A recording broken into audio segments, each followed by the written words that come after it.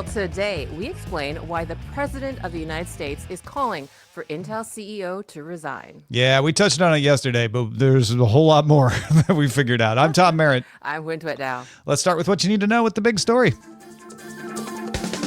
All right, Hwen, this is going to be long, so feel free to pepper me with questions and clarifications as we go. Gotcha. After the President of the United States called for his resignation Thursday, Intel CEO Lip-Bu told employees, and here's a quote from the message, "There's been a lot of misinformation circulating about my past roles. I wanted to be absolutely clear. I have always operated within the highest legal and ethical standards."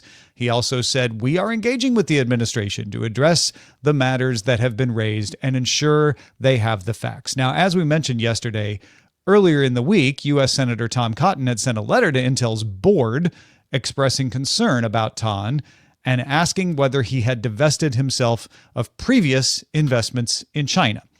Now, here are the two big areas of concern. All right, let's dig in. You ready? Yeah. In the 1980s, Tan helped found Walden International, which invested in more than 600 companies, and 100 of those were in China. A lot of those were semiconductor companies, including SMIC. SMIC has been in the news for being the standard bearer for domestic chip developments now that China has been cut off by the United States from the rest of the world's chip developments. And Tan served as a board member on SMIC until 2018. That was 2 years before SMIC was added to the U.S. entity list, restricting exports to it. So